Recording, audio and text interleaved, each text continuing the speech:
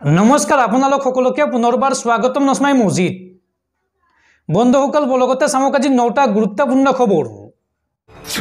प्रथमটো खबर राज्य सरकारों बृहৎ घोषणा आपनार हातत मात्र 7टा दिन बाकी और तार पिछते अर्थात 2 अक्टोबरर পৰা राज्यत आरम्भ हब मिशन बसुंधरा 3.0 माटिबारी काम काजर বাবে আজিয়ে हाजु करक आपनार नथिपत्र घरते बहि करिब पारिब माटिबारी काम काज।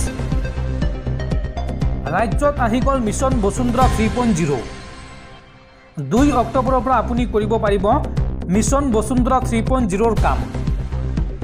बसुंधरा 1 और 2 पिছত एबार सरकार हाजु होइसे मिशन बसुंधरा 3.0 বাবে निर्दिष्ट समयर भितरत सम्पन्न करा हब माटिबारी सम्पर्कीय सकलो काम काज। बसुंधरा 3.0 पुनरीक्षण करा हब पूर्वे बातिल हुआ बहु आवेदन पत्र नामजारी बाटुआरा आदिर काम सम्पूर्ण ऑनलाइन जोगे आवेदन करिब लागिब। ऑनलाइनत आवेदन करार पिछते निर्दिष्ट समयसीमार भितरत सम्पन्न करा हब भूमि संक्रांतीय काम काज और खाजाना लोৱা सन्दर्भत सरकार आनिছে बृहৎ सका। एতিয়াर পৰা ऑनलाइन और अफलाइन दुटा पद्धतिते आपुनि দিব পাৰিব माटिर खाजना। এবছৰৰ বাবে এই প্ৰক্ৰিয়া অব্যাহত ৰখাৰ ক্ষেত্ৰত অনুমোদন জনাইছে ৰাজ্যিক কেবিনেটে।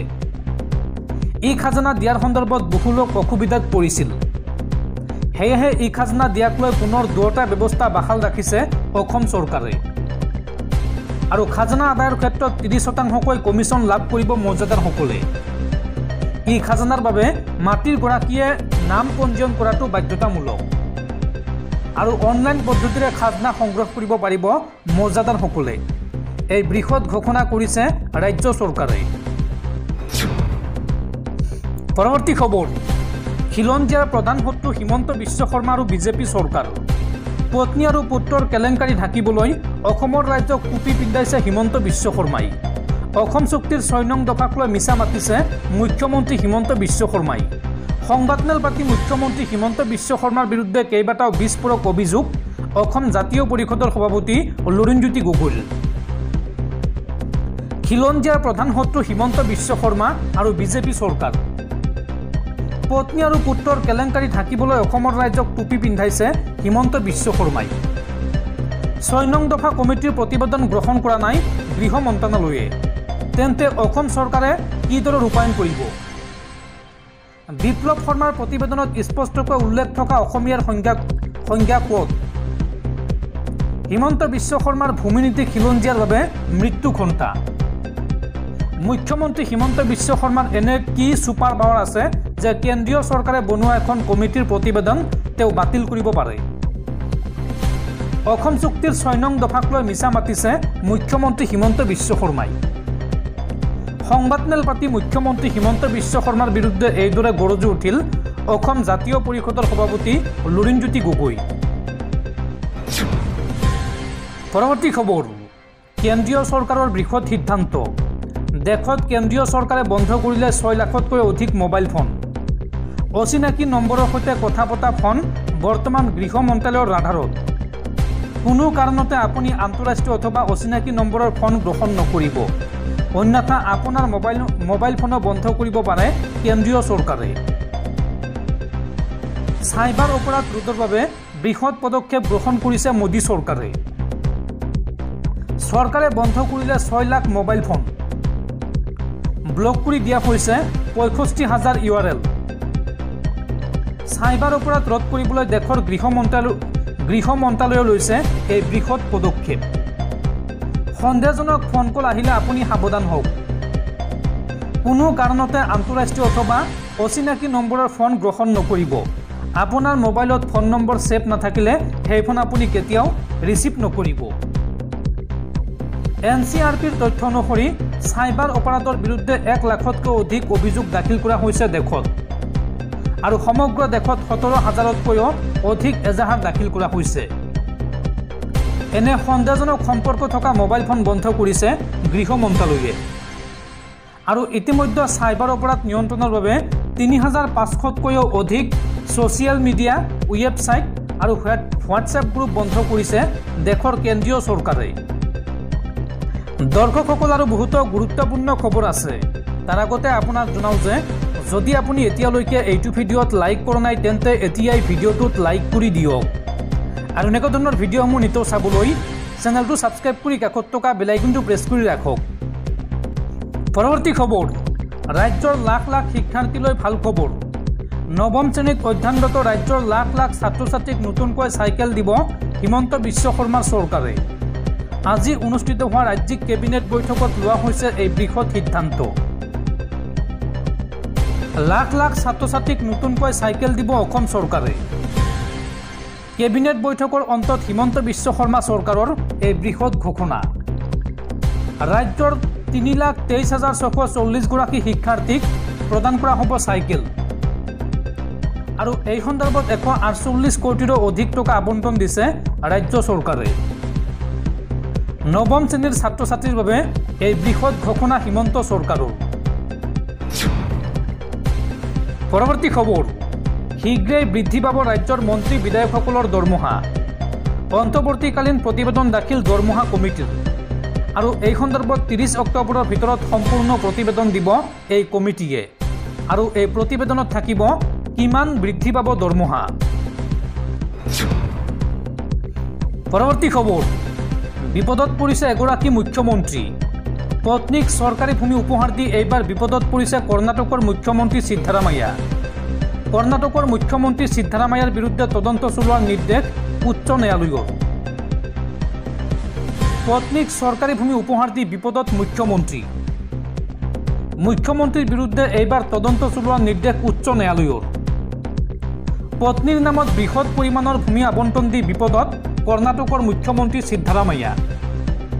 শীঘ্ৰে গাদী হেৰুওৱাৰ লগতে জেলৰ আলহী হ'বলগীয়া হ'ব পাৰে সিদ্ধাৰামায়াই। ৰাজ্যপালে মুখ্যমন্ত্ৰীৰ বিৰুদ্ধে তদন্ত চলোৱাৰ সন্মতিৰ প্ৰত্যাহ্বান জনাই সিদ্ধাৰামায়াই আবেদন দাখিল কৰিছিল ন্যায়ালয়ত আৰু কৰ্ণাটক উচ্চ ন্যায়ালয়ত সিদ্ধাৰামায়াই দাখিল কৰা আবেদন খাৰিজ কৰিছে কৰ্ণাটক উচ্চ ন্যায়ালয়ে। উচ্চ ন্যায়ালয়ৰ এই ৰায়ৰ পিছতে এতিয়া সিদ্ধাৰামায়াৰ পদত্যাগ দাবী কৰিছে বিৰোধীয়ে। পৰৱৰ্তী খবৰ, ৰাজ্যত পুনৰ চলিছে হিমন্ত চৰকাৰৰ বুলডোজাৰ। এইবাৰ মছজিদ মাদ্ৰাছাত চলিল প্ৰশাসনৰ বুলডোজাৰ।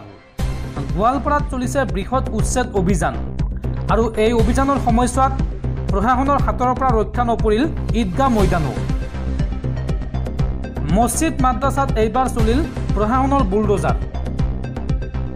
গোৱালপাৰাত বৃহৎ উচ্ছেদ অভিযান চলাইছে প্ৰশাসনে।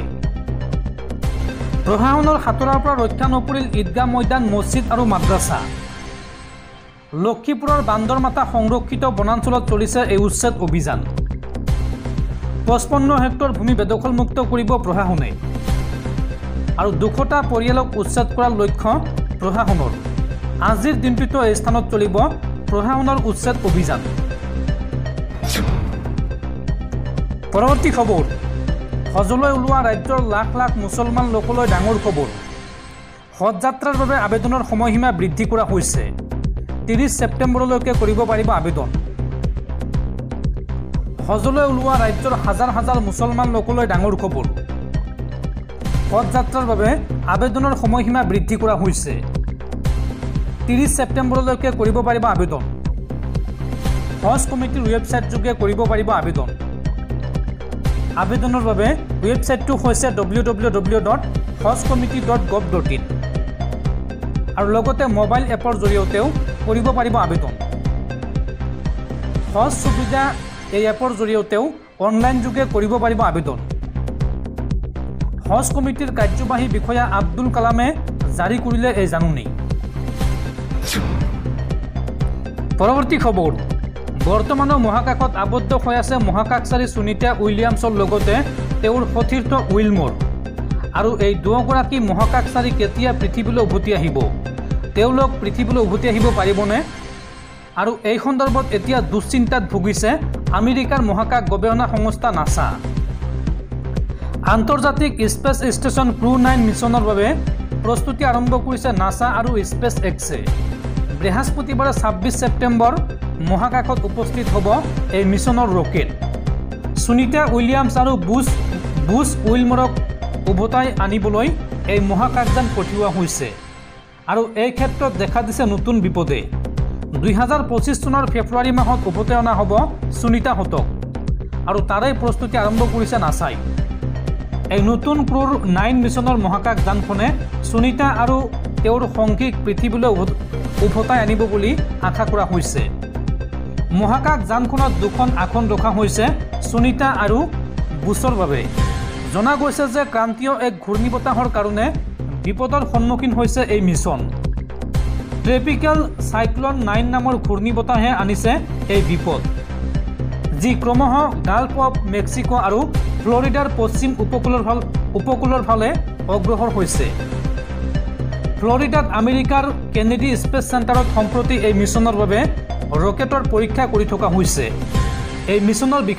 বিশেষজ্ঞ হিচাপে আছে ৰছ কসমনেট আলেকজাণ্ডাৰ গভৰ্ণৰ ফেলকন 9 ৰকেটেৰে ৰাওনা হ'ব স্পেচ এক্সৰ ড্ৰেগন মহাকাশযান মঙলবাৰে কেপ কেনেভেৰাল স্পেচপৰ্ট ষ্টেচনৰ পৰা বাহিৰলৈ ওলাই ফেলকন 9 ৰকেটটিক লৈ যোৱা হ'ব স্পেচ লঞ্চ কমপ্লেক্স 40লৈ আৰু তাতে চূড়ান্ত উৰাণ আৰম্ভ হ'ব আৰু এই যানখন উৎক্ষেপণৰ পাছত মহাকাশ আন্তৰ্জাতিক স্পেচ ষ্টেচনত কমেও 5 মাহ থাকিব উদ্ধাৰকাৰী এই মহাকাশ যানখন এই সময়ৰ মাজত একাধিক পৰীক্ষা কৰিব নভস্যৰসকলে স্পেচ ষ্টেচনৰ স্পেচ ৱাকৰ বাবে ৰক্ষণাবেক্ষণৰ কামো হ'ব এই গুৰুত্বপূৰ্ণ মিছনৰ বাবে প্ৰস্তুতি প্ৰায় সম্পূৰ্ণ হৈ উঠিছে নাছা আৰু স্পেচ এক্সৰ 26 ছেপ্টেম্বৰত সুনীতাক উদ্ধাৰৰ বাবে যানখন যাব পাৰিবনে সেয়া অৱশ্যে নিৰ্ভৰ কৰিব সৌৰ ধুমুহাৰ ওপৰতহে